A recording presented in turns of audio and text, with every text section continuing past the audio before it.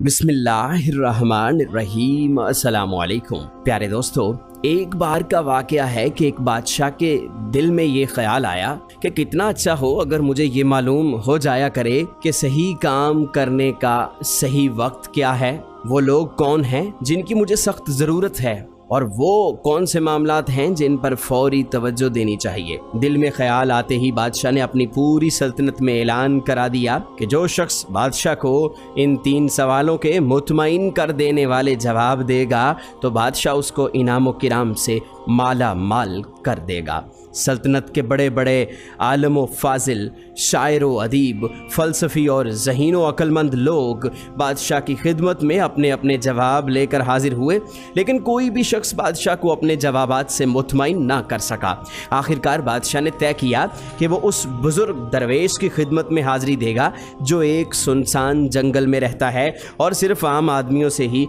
मुलाकात करता है। बादशाह ने उस दरवेश से मुलाकात करने की गरज से आम आदमियों वाले कपड़े पहने और उसकी मामूली सी झोंपड़ी से कुछ दूर ही अपने घोड़े से उतर पड़ा और अपने सिपाहियों को छोड़कर उससे मिलने के लिए अकेले ही चल दिया। जब बादशाह झोंपड़ी के करीब पहुंचा तो उस वक्त वो दरवेश अपनी झोंपड़ी के सामने पड़ी हुई ज़मीन की गुड़ाई कर रहा था। बादशाह को देखते ही उसने अपनी आदत के मुताबिक पहले सलाम किया और वो फिर अपने काम में मसरूफ़ हो गया। बादशाह ने दरवेश की खिदमत में बड़े अदब से अर्ज़ किया, ऐ बुज़ुर्ग दरवेश, मैं आपके पास अपने 3 सवालों के जवाब लेने आया हूँ और वो ये हैं। नंबर 1, सही काम करने का सही वक्त क्या है। नंबर 2, वो कौन लोग हैं जिनकी मुझे बहुत सख्त ज़रूरत है। नंबर 3, और वो कौन से मामलात हैं जिन पर फौरी तवज्जो देनी चाहिए। दरवेश ने बादशाह के तीनों सवाल बहुत गौर से सुने, लेकिन कोई जवाब नहीं दिया और फिर ज़मीन गोड़ना शुरू कर दी।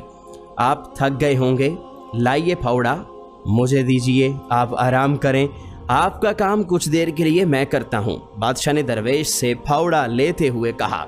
शुक्रिया। दरवेश ने यह कहकर फावड़ा बादशाह को दिया और ख़ुद ज़मीन पर बैठ गया। जब बादशाह 2 क्यारियाँ गोड़ चुका तो उसने अपने सवालात दोहराए, लेकिन दरवेश ने फिर भी कोई जवाब न दिया, बल्कि वो उठ खड़ा हुआ और बादशाह से फावड़ा लेने के लिए अपना हाथ बढ़ाते हुए सिर्फ इतना कहा कि अब तुम दम भर आराम करो और मुझे थोड़ा काम करने दो। लेकिन बादशाह ने दरवेश को फावड़ा नहीं दिया और ज़मीन की गुड़ाई करता रहा। इस तरह वक़्त गुजरता गया। धीरे धीरे शाम हो गई। अंजाम कार बादशाह ने ज़मीन पर आखिरी फावड़ा मारते हुए कहा, बुज़ुर्ग दरवेश, मैं आपके पास अपने 3 सवालों के जवाब लेने आया था। अगर आप मेरे सवालों के जवाब नहीं दे सकते तो मुझे कह दीजिए ताकि मैं अपने घर लौट जाऊं। बुज़ुर्ग ने जवाब देने की बजाय पीछे मुड़कर देखा और बोला, देखो कोई आदमी उधर ही भागा हुआ आ रहा है, आओ देखें वो कौन है। बादशाह ने अपने पीछे मुड़कर देखा। एक आदमी जंगल से झोंपड़ी की तरफ भागा भागा आ रहा था। वो शख्स अपने हाथों से अपना पेट दबाए हुए है और खून उसके हाथों के नीचे से बह रहा है। झोंपड़ी के करीब आकर वो शख्स कराहता हुआ बादशाह के पास आया और ज़मीन पर गिरकर बेहोश हो गया। बादशाह और दरवेश ने उस आदमी के ज़ख्म को गौर से देखा। उसके पेट पर बड़ा सा ज़ख्म था। बादशाह ने जहाँ तक हो सका उसके ज़ख्म को अच्छी तरह साफ़ किया और उस पर अपने रुमाल और दरवेश के अंगूछे से पट्टी बांधी। बड़ी मुश्किल से उसका खून बंद हुआ। अब सूरज डूब चुका था, ठंडक भी बढ़ चली थी, इसलिए बादशाह ने दरवेश की मदद से ज़ख्मी को झोंपड़ी के अंदर पहुंचा दिया और उसे चारपाई पर लेटा दिया। कुछ देर के बाद ज़ख्मी शख्स सो गया। बादशाह भी दिन भर की दौड़ धूप और काम की वजह से इतना थक गया था कि वो भी दहलीज पर ही सो गया। सुबह जब बादशाह की आंख खुली तो उसने देखा कि चारपाई पर पड़ा हुआ ज़ख्मी अपनी चमकती हुई आंखों से उसे टिकटकी बांधे देख रहा था। मुझे माफ़ कर दीजिए मेरे आका, उस ज़ख्मी ने बादशाह से इल्तिजा की।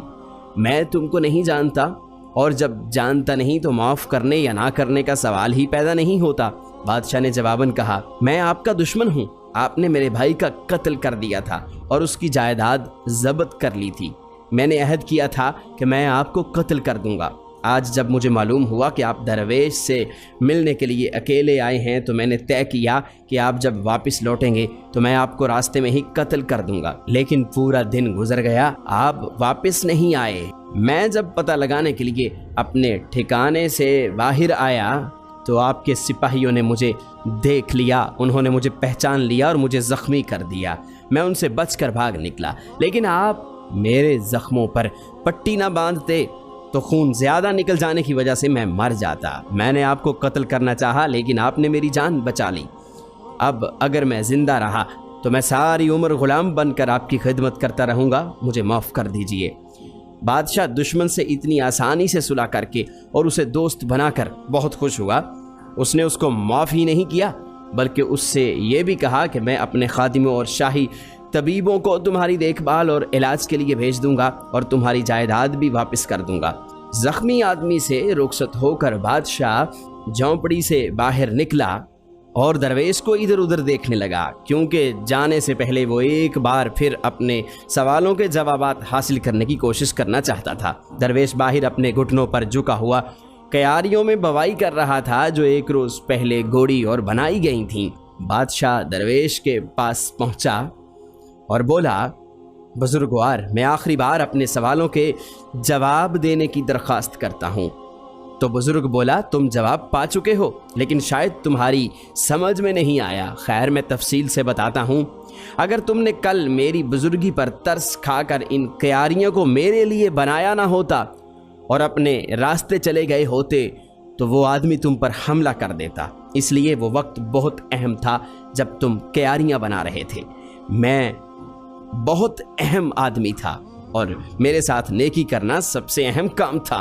बाद में जब वो आदमी भागकर हम लोगों के पास आया तो वो वक्त बड़ा अहम था, क्योंकि तुम उसकी देखभाल कर रहे थे। अगर तुम उसके ज़ख्मों पर पट्टी ना बांधते तो वो तुमसे सुलह किए बगैर मर जाता। इसलिए वो अहम आदमी था और जो कुछ तुमने उसके साथ किया वो बहुत अहम काम था। इसलिए याद रखो कि एक ही वक्त बहुत अहम है और वो है अब, यानी मौजूदा वक्त। इसलिए कि यही वो वक्त है कि जब हमें कोई मौका और कोई ताकत हासिल रहती है। सबसे अहम आदमी वो है जिसके साथ तुम हो।